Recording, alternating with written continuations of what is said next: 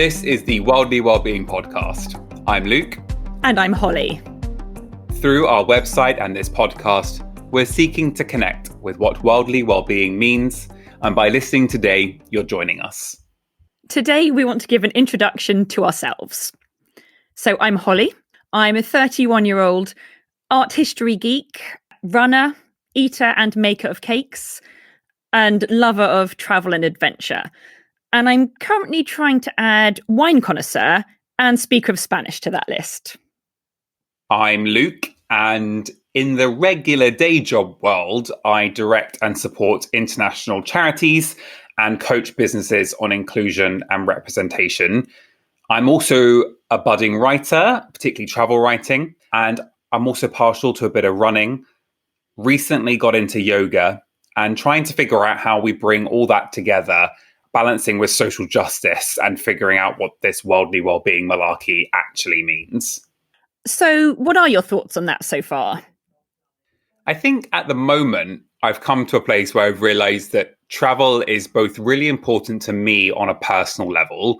I get a lot of satisfaction out of it.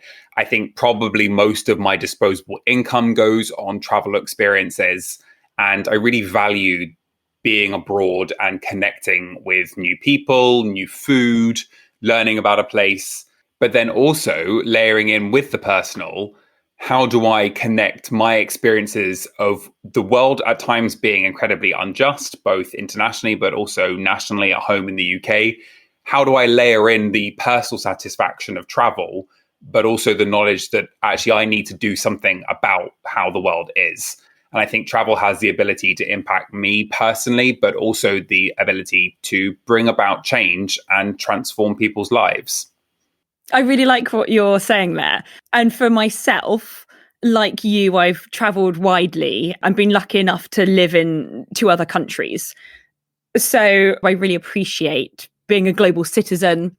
I know that I've gained a lot personally from the world. I've had some amazing experiences, had some life lessons, and it's really shaped me as a person. So I guess worldly well-being for me is about acknowledging what we've gained and also connecting with these things. So not only for ourselves, but for all of us, how we can grow in a worldly sense, even if we don't have the privilege of travel, and what it looks like in everyday lives for all of us. Yeah, I completely agree. And I think there's something about that connecting and meeting with people and the sharing of experience that's really important. I think both of us in our travel experiences have found the value of meeting with people. I think there's something really valuable about the aspects of shared story and shared experience that needs to be articulated in a way that people can access it. Absolutely. And so it doesn't become something that we're lucky to have done. We can all have access to. For me, one of the experiences that really sticks out in my mind about an instance where we connected with people, a trip where we connected with people and we're able to really articulate some of the powerful learnings that were gained during that time was when you and I, Holly, traveled across 9 countries in 18 days through Europe. It was epic. It was a great trip. And I think we both experienced some rather fantastic highs, like arriving in Sweden with no place to stay and not really being able to afford to stay in an expensive place like Gothenburg, and no plan other than we had to connect to a flight the next morning, and the value of talking to people locally and managing to make quite a night of it. But then also that sense of load that we had in Belgrade, where we realized that we'd washed all our clothes and had no way of effectively drying them. And everything was damp. It was all damp. It was all damp. But that experience was enabled by a friendly guy we met in the local supermarket when we were trying to figure out if we wanted to buy an entire 2-litre bottle of washing detergent. And he went up to his apartment and gave us just enough to do our washing, and then took us out to dinner and to a bar later that evening as well. So even in that damp experience, we were able to meet with people and find connection. Yeah, you're right. I think much of our trip was we had a basic structure, but We wanted to go with the flow, but it did revolve around the different people that we encountered, like you've mentioned, like other travelers. We even met your sister and her friends, which was lovely. It reminds you that the world is super big, but it's also really small now as well. And I think for me, that trip in particular was perhaps, one of the founding seedlings for this particular endeavor. It provided perhaps a foundation for the desire to produce something like Worldly Wellbeing. Certainly, for the two of us who've been friends for so long, it was a really special experience to do it with someone that you know so well. And I think you're right. This is probably the beginning. Little did we know during that damp and dirty time. So we, in fact, go back 23 years to date, back to when we were a couple of 8-year-olds in a Sunday school class. Yes, I can't believe it's been 23 years. For me, the only real indicator I have to show that time has passed is looking back at photos and seeing how horrific our haircuts have been during each of those stages in our lives. Let's not even think about the visuals of some of our haircuts and outfit choices. But I think it's fair to say our friendship has taken us through some of the most formative years of our lives. We've lived together. We've baked a lot of flapjack together. We've traveled together. And all of those experiences, despite sometimes being separated on different continents or different life experiences, have all kind of worked together for us to be able to partner on something like Worldly Wellbeing. Exactly. And so we decided that we wanted to collaborate on a project that allows us to bring together our individual and our shared experiences, our thoughts and our reflections on these. We both value the positive impact of travel and the impact it has on our own personal well-beings.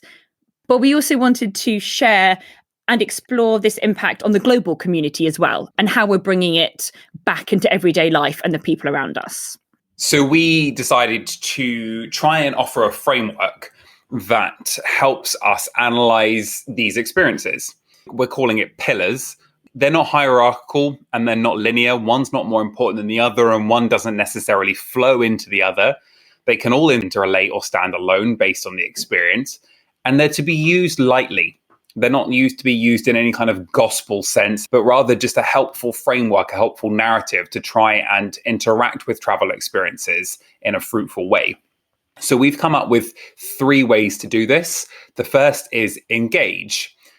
And these might be the most immediate experiences. I saw this and now I want to do that sort of behaviors. That kind of like, that waterfall looks amazing, so I really need to jump off of it. They are experiences grounded in what our senses see, taste, feel, and hear. Next, we have respond. And this is probably a little deeper, but that doesn't mean that it's more valuable. To respond is to be less instinctual and requires a little bit more processing. So perhaps you shared a similar experience to this when you've been traveling, something like the sight of the children sleeping rough made me feel disturbed, so I donated to a charity that works with rough sleeping children. It's a prompt to make you want to do something more, to think a little deeper, to work a little harder. And then the third pillar is spirit. And this is based in faith in its broadest sense, and looks to spiritual connection by considering what has been done, but also thinking ahead to what we want to see.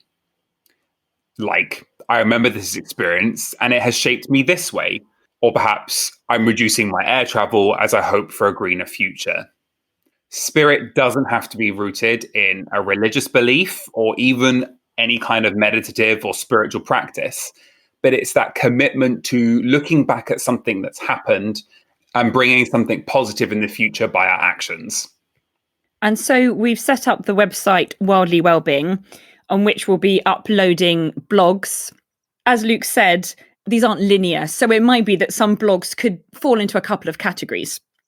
So we'll also be producing this podcast in which we'll talk about some of the topics or the experiences that we discuss in our blogs as well. We really hope you'll join us too, by reading, by listening, and by sharing your thoughts and ideas. You can comment on the blogs or send us a message on our website. This was the Worldly Wellbeing podcast. Thank you for listening.